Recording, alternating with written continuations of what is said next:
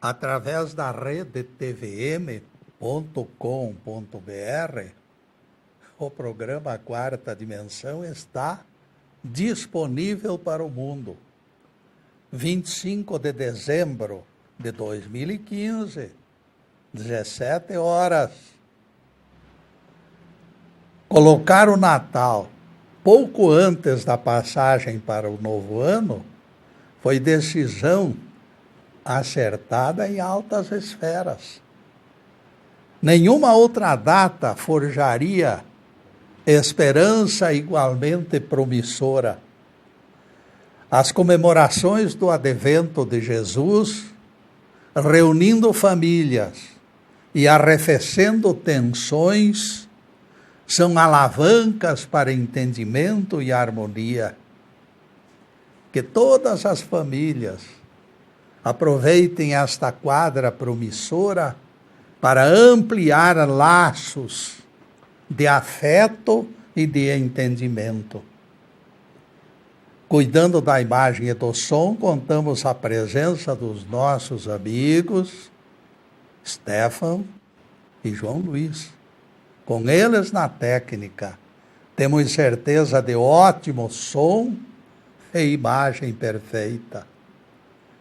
Este será o assunto de hoje. Estrela universalizou o Natal. Miqueias profetizara: o Messias nasceria na cidade de Davi. E tu, Belém Efrata, de ti sairá o que vai reinar sobre Israel. Ele apacentará seu rebanho pelo poder do Senhor.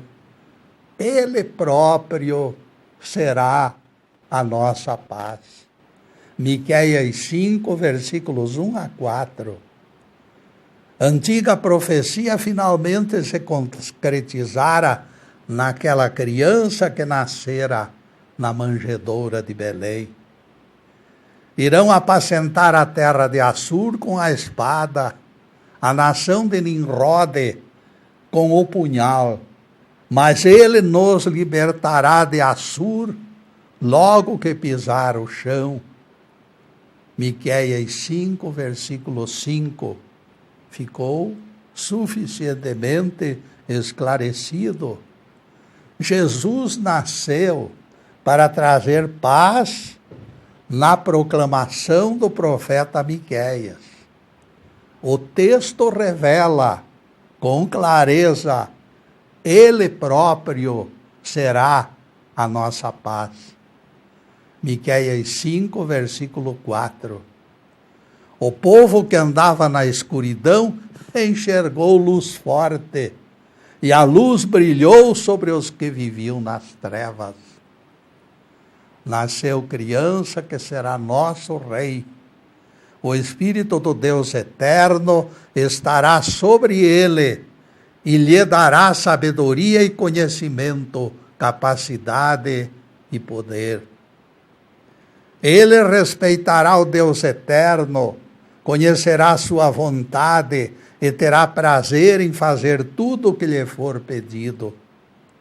Ele não julgará segundo o que enxergam seus olhos, nem decidirá por ouvir dizer, mas com justiça julgará os necessitados e defenderá o direito dos pobres.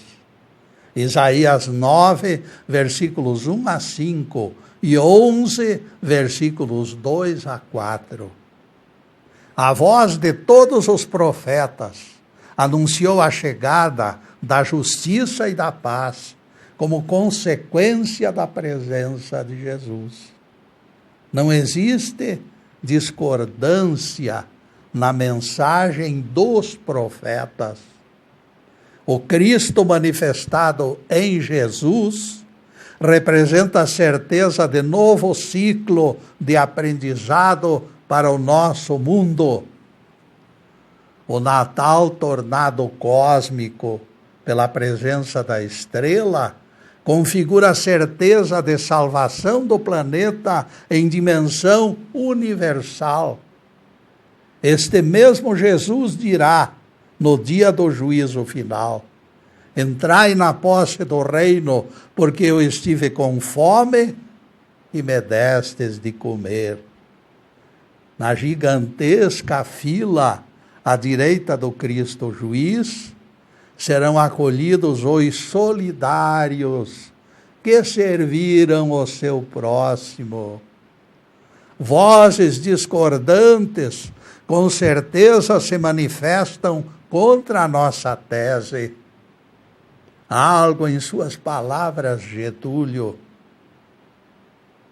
tenta modificar a realidade do planeta, diz alguém. Os seres humanos estão em guerra, a violência explode cada vez mais forte, a injustiça alcança os pobres. Jesus já nasceu, foi crucificado, morreu e ressuscitou, e continuamos mergulhados em problemas crescentes. Como você explica isto, Getúlio? Veja que o Natal de 2015 é dos mais difíceis e dos mais escassos de todos os tempos. Até a alegria das crianças está sendo contida por uma crise. Se o grande mestre nasceu na terra para trazer justiça e paz, por que ainda continuamos alcançados pela pobreza, pela violência e pelas desigualdades? Boas perguntas, meus amigos, exigem boas respostas. Nós vivemos a realidade do nosso calendário. Daqui a alguns dias estaremos substituindo 2015, aquela folhinha de 2015, por 2016, inaugurando um novo ano. O Pai Celestial, contrariando o nosso hábito, não usa calendário. Kairós é o tempo de Deus. O apóstolo Pedro forneceu visão clara desta realidade. Ele disse: para o Senhor, um dia é como 1000 anos, e 1000 anos como um dia. 2 Pedro 3, versículo 8. Não existe semelhança, meus amigos, entre o nosso calendário e o kairós divino. Quando você dorme, abençoado pelo sono, não percebe o ponteiro do relógio avançando. Quando você acorda em noites excepcionais de sono profundo, é assaltado pela sensação de que deitou naquele minuto. Não pode ser, você protesta, ignorando o avanço dos ponteiros do relógio, e você se espreguiçando, irritado, reclama: eu não vi a hora passar, este relógio deve ter enlouquecido. E isto é o que você pensa, meu caro, exclama a sua esposa. Você dormiu noite toda, está na hora de levantar. Assim como você não percebeu o relógio da sala badalar durante a madrugada inteira, também Deus está desligado destes instrumentos humanos. O cuco pode dar o seu recado agressivo. O Pai Eterno não está nem aí para o escandaloso barulho. A hora, meus amigos, não é mais do que convenção dos homens. A hora é uma coisa que foi acertada entre as criaturas humanas. A eternidade, porém, tem o mesmo rosto no passado, no presente e no futuro. E esta é a realidade de Deus, a eternidade. No tempo de Deus, A ressurreição de Jesus aconteceu há 2 dias. Cada dia valendo 1000 anos, na opinião de Simão Pedro. Os 2000 anos valeram apenas 2 dias. Os cristãos já leram isto na Bíblia, mas continuam reclamando que a promessa de Deus foi esquecida. Não foi, não. Há muitos anos, em Bagdá, no Iraque, uma estranha loja abriu suas portas. As ofertas do balconista surpreenderam. Ele vendia paz, felicidade, harmonia e até amor fraterno. Baltazar se adiantou e pediu para o balconista: eu quero levar 2 quilos de paz. O anjo que atendia o balcão lhe explicou: desculpe, amigo, aqui nós só vendemos sementes. Nossos clientes se encarregam de plantá-las e cultivá-las. A paz que nos vem de Jesus é semente que foi plantada no primeiro Natal da história. Há 2000 anos, desde o primeiro Natal, aquela plantinha produz semente e nos entrega. 1/3 dos terráqueos está cultivando as sementes milagrosas. Por isso, eles permanecerão na terra promovida no dia do juízo final. E eles ficarão aqui por quê? Para colher os frutos. E nesta colheita de frutos, meus caros, nós vamos fazer a primeira interrupção em nosso programa para os comerciais do canal. Mas é um instantinho só.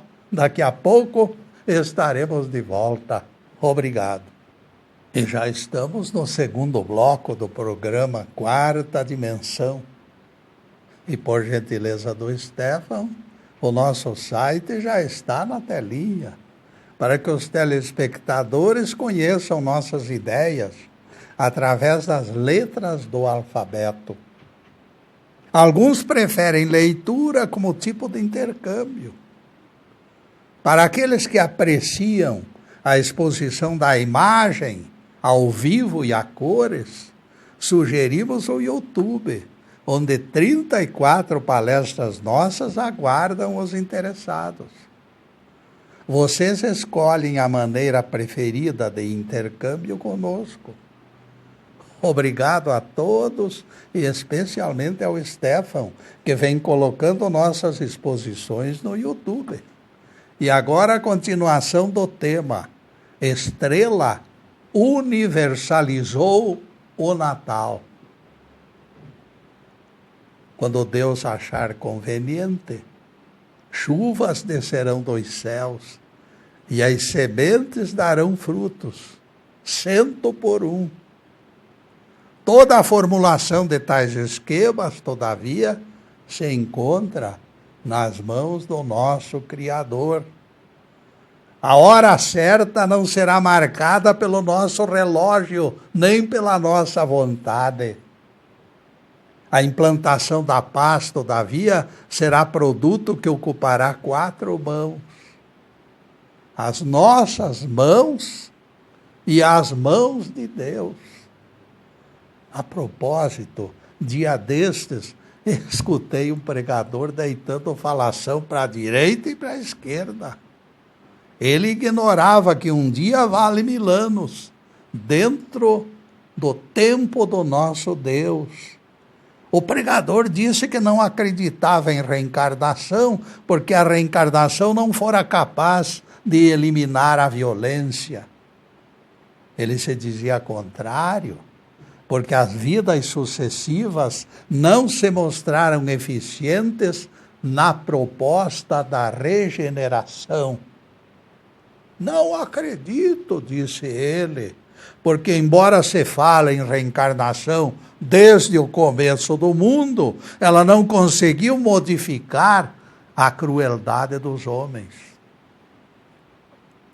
O sujeito não percebeu, meus amigos, embora pregador de evangelho, que a doutrina pregada por ele debate há 2000 anos tentando o idêntico resultado. O Evangelho também foi feito para a regeneração do ser humano. E o mundo continua em guerra. Jesus ensinou 12 homens durante 3 anos, dia e noite, e um deles traiu, outro negou o mestre, e com única exceção, todos fugiram no momento do Calvário. Colocar culpa na reencarnação pela demora do implante da justiça e paz, eu considero falta de lógica. Brincadeira tem hora, amigo. Em sã consciência, nem cristianismo, nem reencarnação falharam. Livremente, o aprendiz ignorante de hoje entenderá, algures, que o Cristo é o caminho. Um dia ele vai entender. Regeneração será sempre algo espontâneo, brotando das nossas almas. Ninguém se iluda de que o ser humano seja alguém perfeito. Regeneração é resultado de erros e acertos, de dores e de alegrias, de fracassos e de vitórias.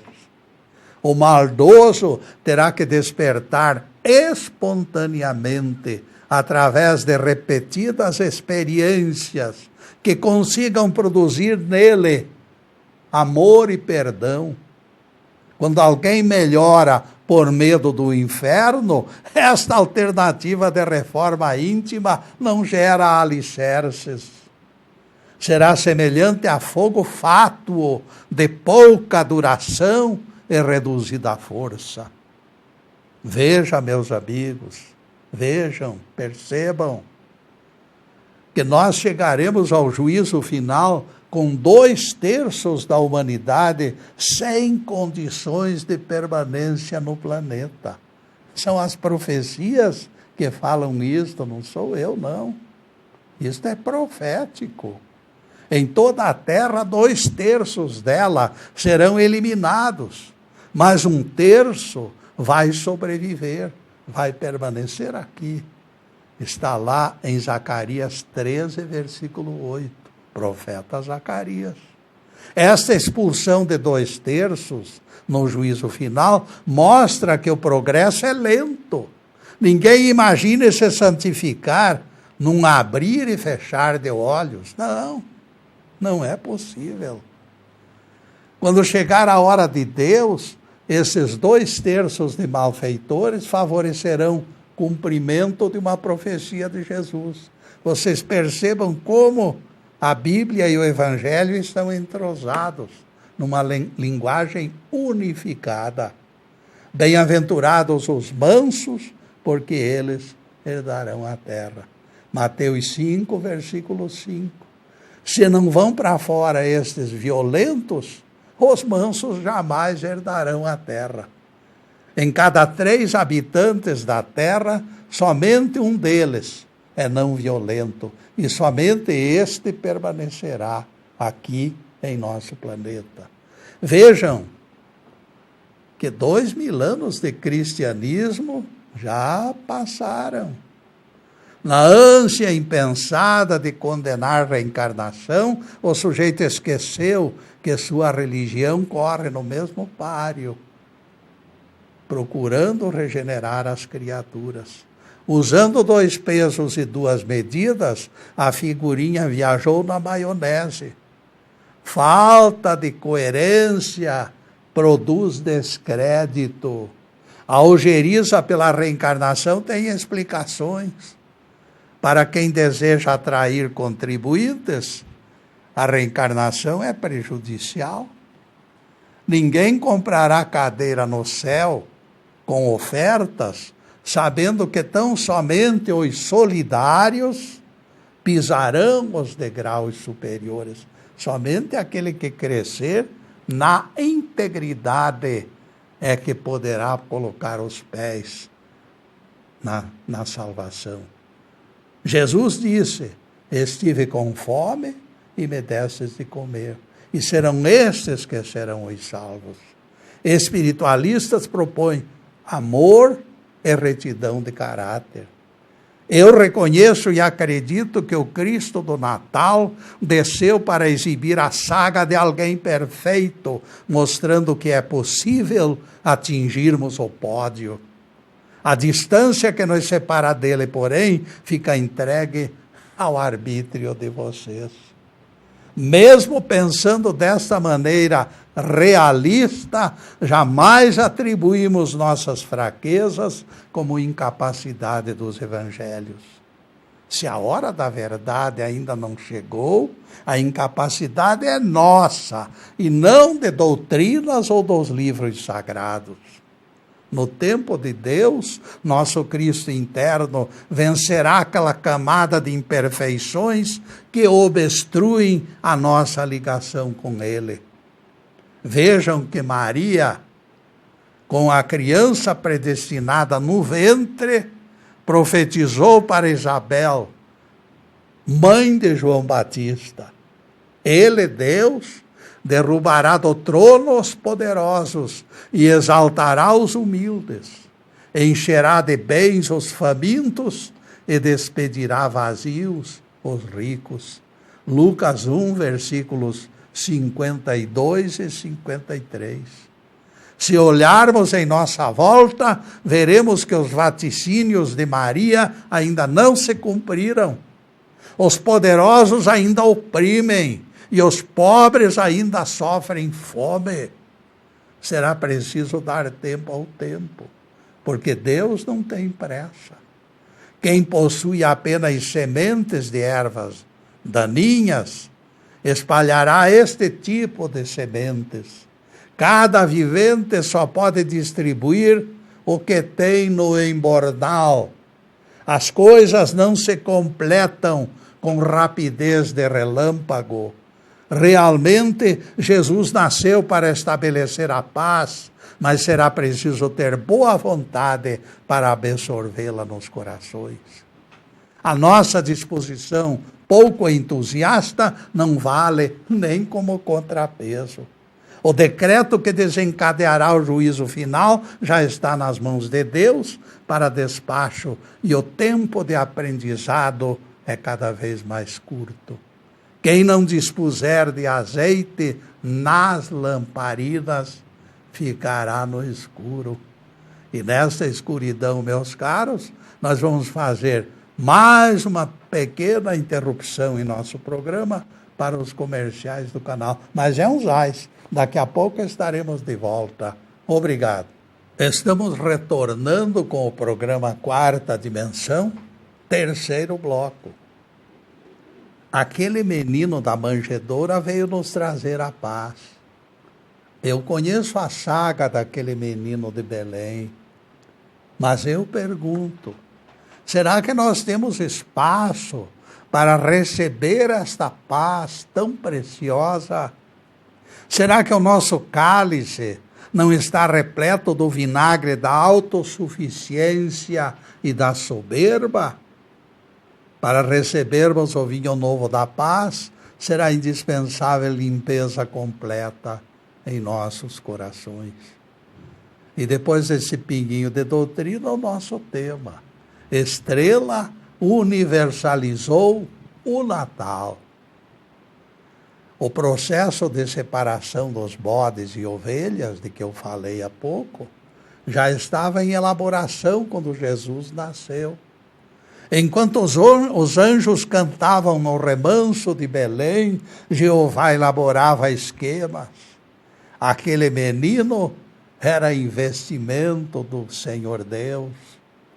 A manjedoura definia estratégias para um enorme ciclo. Naquele primeiro século se estabeleceram parâmetros para os fins dos tempos. O progresso do espírito é lento e somente após experiências milenares se acomodam os instintos perversos. Ninguém transformará bandido com vara de condão. Vara de condão é artefato de histórias fantásticas. Ninguém se iluda. 2000 anos depois do primeiro Natal, a sociedade continua violenta, porque Deus respeita o livre-arbítrio dos seus filhos. Eles precisam ser convencidos, não vencidos. Convencidos, não vencidos. Enquanto não ocorrer transição planetária, tudo acontecerá desta forma, como define Apocalipse, que o injusto continue a praticar injustiça, que o impuro persista impuro, mas que o justo persevere na justiça e que o santo se santifique ainda mais. Apocalipse 22, versículo 11. E o Senhor repete a advertência de cada espírito que será julgado pelas suas obras. Eis que virei com brevidade, e a retribuição está comigo para recompensar a cada um segundo as suas obras. Apocalipse 22, versículo 12, palavras de Jesus.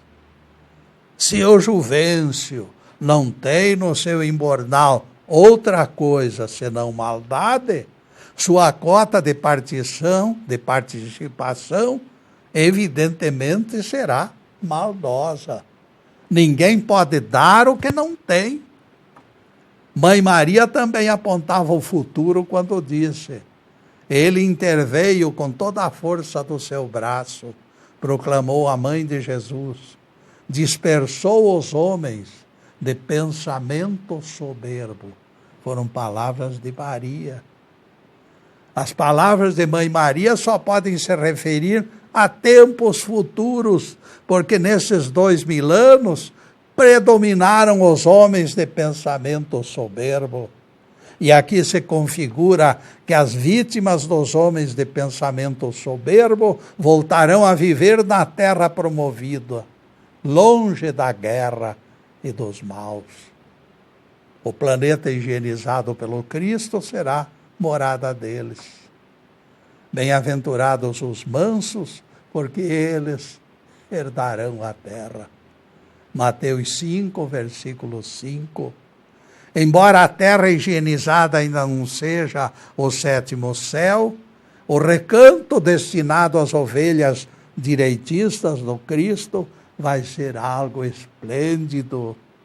No capítulo 65 do seu livro, escutem esta, capítulo 65 do livro de Isaías, diz assim: farei sair de Jacó descendência e de Judá herdeiro, para possuir meus montes, e os meus eleitos herdarão a terra, e os meus servos habitarão nela.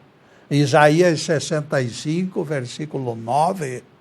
Não haverá crianças vivendo poucos dias, e ninguém será negado a fartura de dias. Morrer aos 100 anos será morrer ainda jovem. Isaías 56, versículo 20.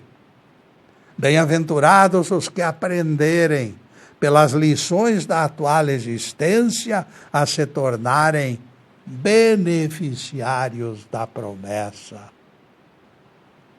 Numa terra gelada, do norte da Europa, viveu o fazendeiro chamado Matias. Durante o ano de 1936, ele recebeu devastadoras visitas de uma ursa em sua fazenda. Os prejuízos se tornaram insuportáveis. Animais da fazenda eram mortos, abrigos depredados e pastores de ovelhas estavam inquietos.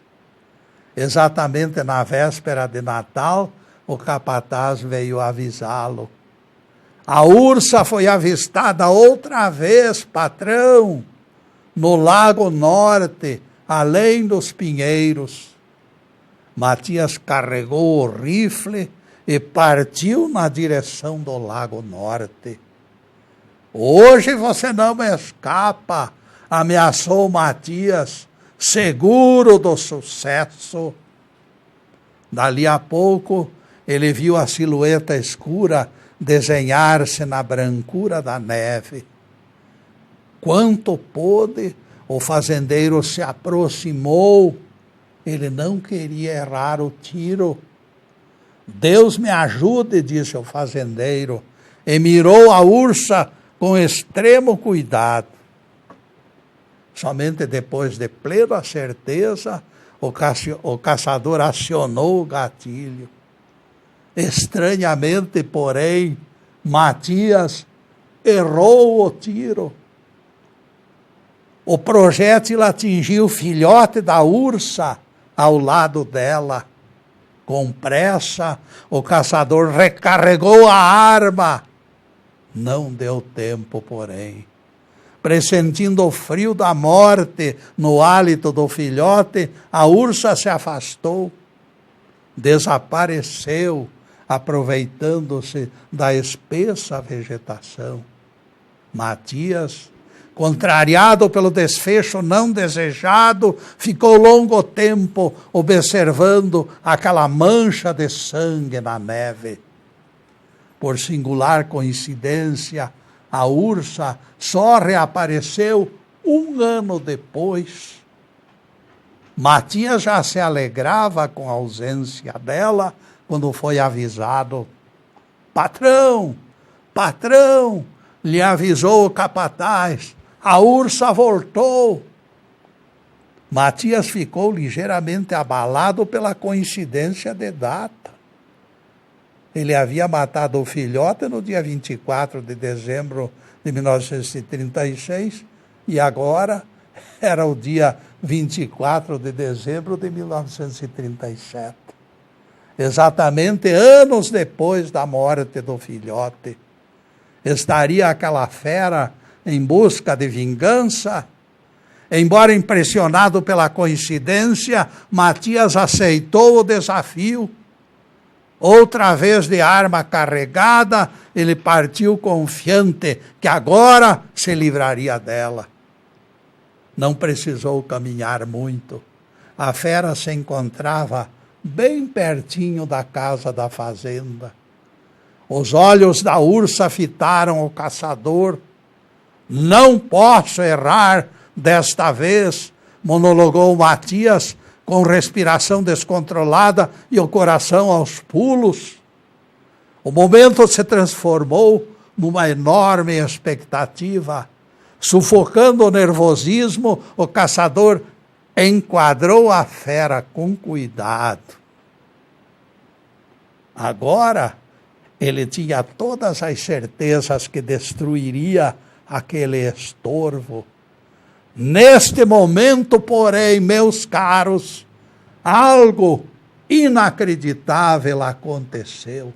Mas eu só vou contar no próximo bloco, porque agora nós vamos fazer uma pequena interrupção em nosso programa para os comerciais do canal, mas é um instantinho só. Daqui a pouco estaremos de volta. E atingimos o último bloco do programa Quarta Dimensão. E avisamos. Ninguém esqueça este encontro semanal da sexta-feira, às 17 horas. Na próxima semana, já no próximo ano, 1º de janeiro de 2016, o assunto será Buscando o Elo Perdido. Em seguida, os últimos questionamentos sobre o tema em estudo. Estrela universalizou o Natal. E nós voltamos àquela história e contaremos agora o problema que surgiu na frente dos olhos do caçador Matias. O filhinho de Matias, de 4 anos, com passinhos vacilantes, se aproximava da fera, estava a poucos passos dela. Ele se afastara de casa ao sentir a ausência do pai. A provável vingança então se desenhou na mente de Matias, com todas as cores de uma tragédia inevitável. Matias curvou a cabeça e não quis nem ver o que estava acontecendo. E balbuciou uma prece desesperada. Deus, interrompei o curso da vingança desta fera e trazei o meu menino vivo para os meus braços. Quando voltou os olhos para o palco da tragédia, ele o fez vagarosamente. Aterrorizado, e neste momento percebeu uma cena fantástica. A ursa caminhava em sua direção, carregando a criança. Matias não percebeu ferocidade nos olhos da fera. A criança foi depositada aos seus pés, até com certo cuidado e carinho. O caçador ergueu-se chorando, agradecendo aquela graça imerecida. A ursa já se afastara, encoberta pela vegetação. Ali mesmo Matias realizou um juramento que lhe brotou da alma. Meu Deus, de hoje em diante eu jamais usarei arma. E jogou o rifle para bem longe. Naquele Natal de 1937, meus caros, Matias foi transformado pelo seu Cristo interno. Histórias de Natal, histórias de esperança e de amor. Voltando aos evangelhos, lembramos frase do anjo Gabriel: não temas, Maria, eis que conceberás e darás à luz um filho, a quem chamarás Jesus. Deus lhe dará o trono do seu pai Davi, e o seu reinado não terá fim. Lucas 1, versículos 30 a 33. Por mais que o planeta produza violência, por maior que seja a iniquidade, por inqualificáveis se revelem os crimes, o Cristo continua sendo o nosso Rei. Dele é o poder para recolocar as coisas nos seus lugares. Todo o poder me foi entregue na terra e nos céus, disse Jesus. Mateus 28, versículo 18. De agora em diante, eu jamais usarei arma, prometera Matias, depois do episódio da ursa. Com extrema sutileza, invisível e silencioso, o nosso Rabi vai vencendo as demonstrações da nossa ferocidade. Ele arranca um monte de entulhos que sufoca a nossa compaixão. De repente, a vida nos derruba do cavalo, como aconteceu com Matias, e dobramos os joelhos. Passa em falso, e nossos sonhos serão dissipados pela imprudência. Matias poderia ter carregado os pedaços sangrentos do seu filho, não fosse o socorro do Pai Altíssimo. Valeu o exemplo nas palavras do fazendeiro convencido: de agora em diante eu jamais usarei armas. Que se multipliquem mentes desarmadas neste Natal, que as vinganças morram no nascedouro e que o ódio seja substituído pelo amor e pelo perdão.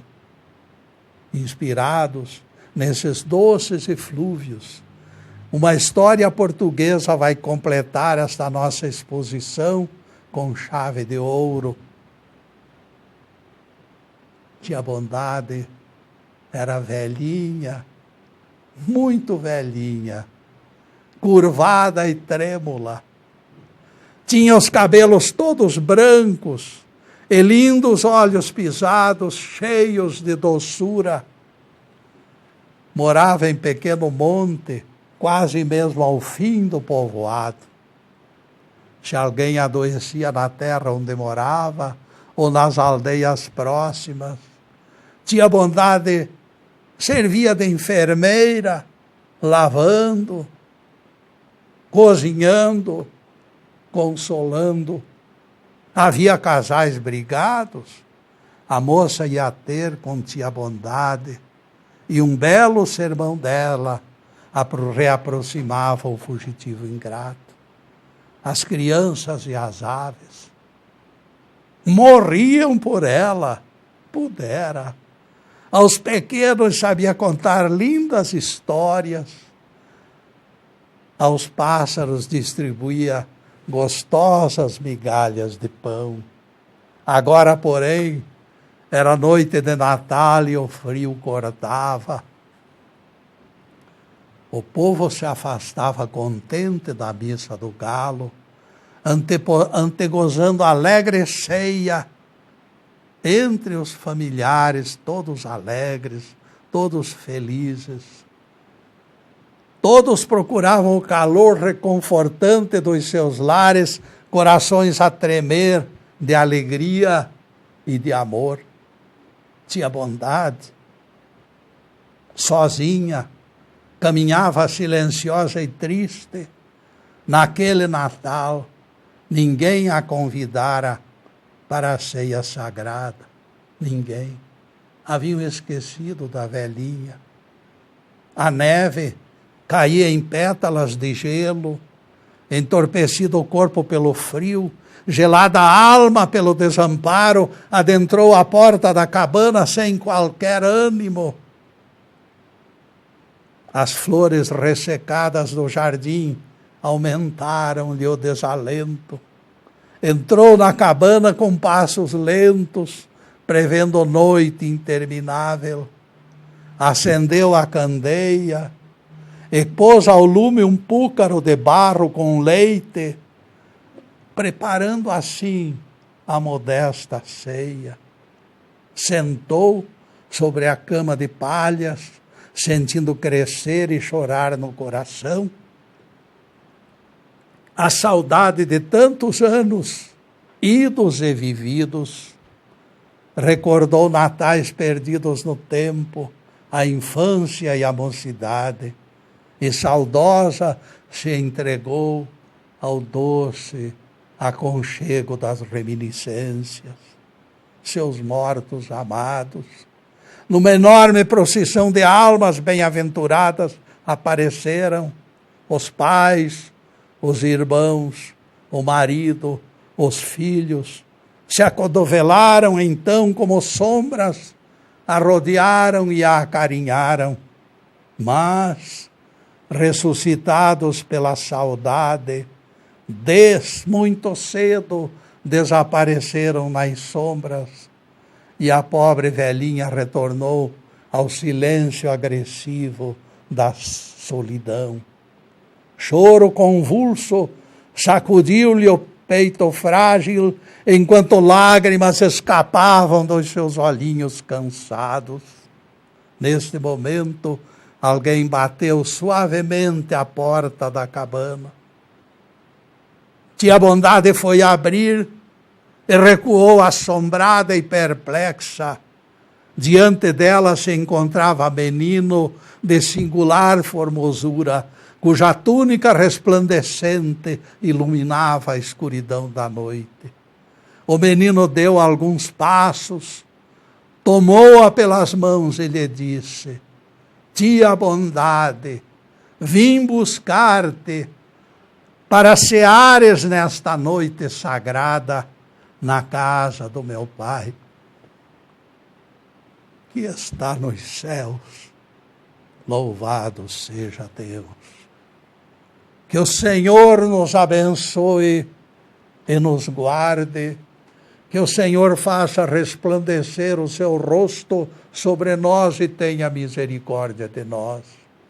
Que o Senhor sobre nós levante o seu rosto e nos dê a paz. Louvado seja o nosso querido Deus Pai, Louvado seja o santo nome de Jesus, o nosso Cristo.